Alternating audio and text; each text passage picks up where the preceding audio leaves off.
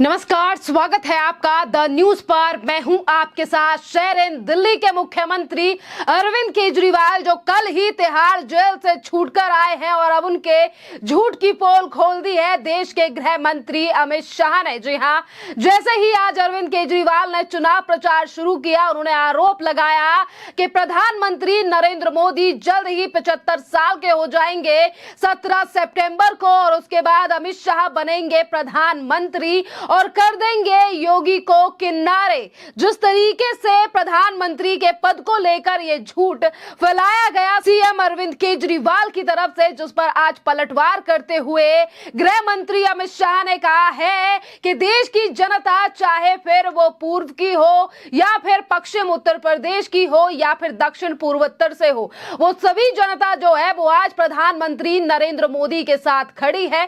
Bharatiya Janata party के सभी नेताओं को पता है कि हम 400 सीटें पार करने वाले हैं और मोदी जी तीसरी बार इस देश के प्रधानमंत्री बनने जा रहे हैं, और इसीलिए इस तरीके के भ्रम जो है वो फैलाए जा रहे हैं भारतीय जनता पार्टी को लेकर। और इसी के साथ गृह मंत्री अमित शाह ने कहा है कि मैं केजरीवाल एंड कंपनी और गठबंधन के लिए बता देना चाहता हूं कि वो इस तरीके के भ्रम फैला रहे हैं, पर इस भ्रम फैलाने से उनकी जीत नहीं होगी और ना ही तो जनता के ऊपर कोई असर पड़ेगा।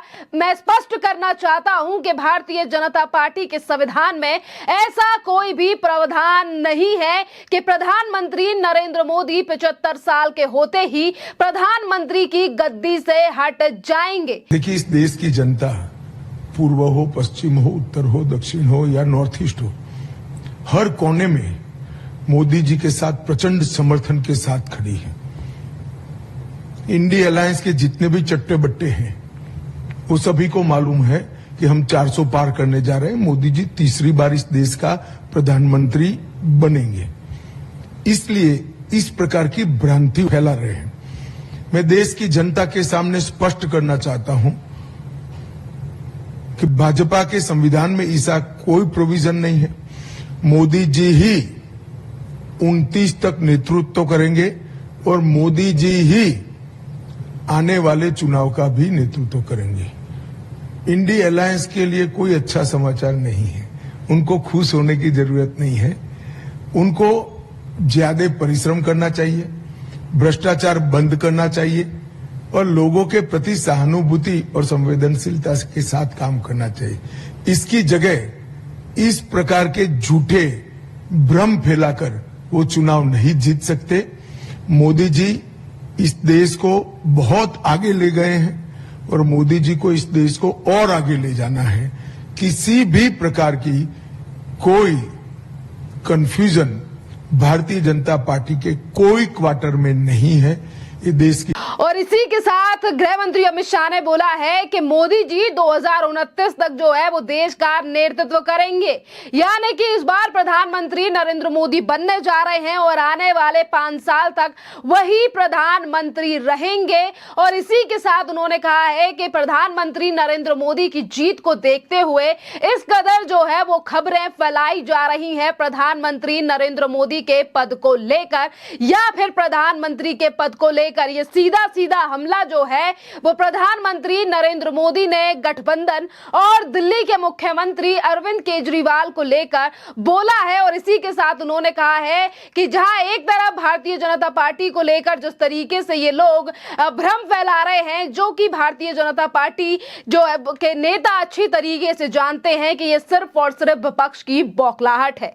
एक तरफ अरविंद केजरीवाल के झूठ को लेकर पर्दाफाश जो है वो गृह मंत्री अमित शाह ने कर दिया है, जिस पर वो लगातार लोगों को इस बात पर कन्विंस करने की कोशिश कर रहे थे कि प्रधानमंत्री नरेंद्र मोदी, अगर इस बार जनता उन पे भरोसा करती है, अगर मोदी के नाम पर वोट मिलता है तो आने वाले सितंबर के बाद जो है वो प्रधानमंत्री नरेंद्र मोदी नहीं रहेंगे। जनता ये कहती है कि मोदी के बाद जो है वो योगी प्रधानमंत्री बनेंगे, पर ऐसा जो है वो नहीं होगा, क्योंकि गृह मंत्री अमित शाह जो है वो प्रधानमंत्री बनना चाहते हैं और आज प्रधानमंत्री नरेंद्र मोदी जो है वो अमित शाह के लिए वोट मांग रहे हैं। जी हाँ, इस तरीके की बात जो है वो भी आज अरविंद केजरीवाल के द्वारा अपनी एक प्रेस कॉन्फ्रेंस में कही गई है।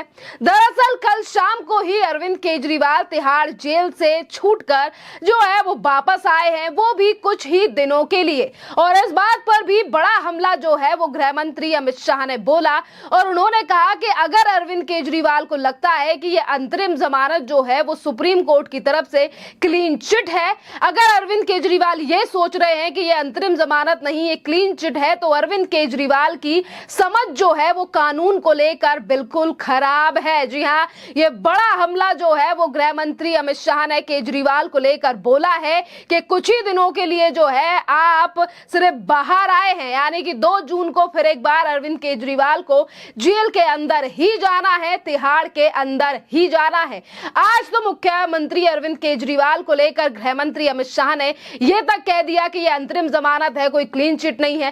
कल भी अरविंद केजरीवाल को लेकर यही इसी तरीके की टिप्पणी जो है वो गृह मंत्री अमित शाह के द्वारा की गई थी और उन्होंने कहा था कि अरविंद केजरीवाल को चुनाव प्रचार के लिए अंतरिम जमानत जो है वो सुप्रीम कोर्ट की तरफ से दी गई है।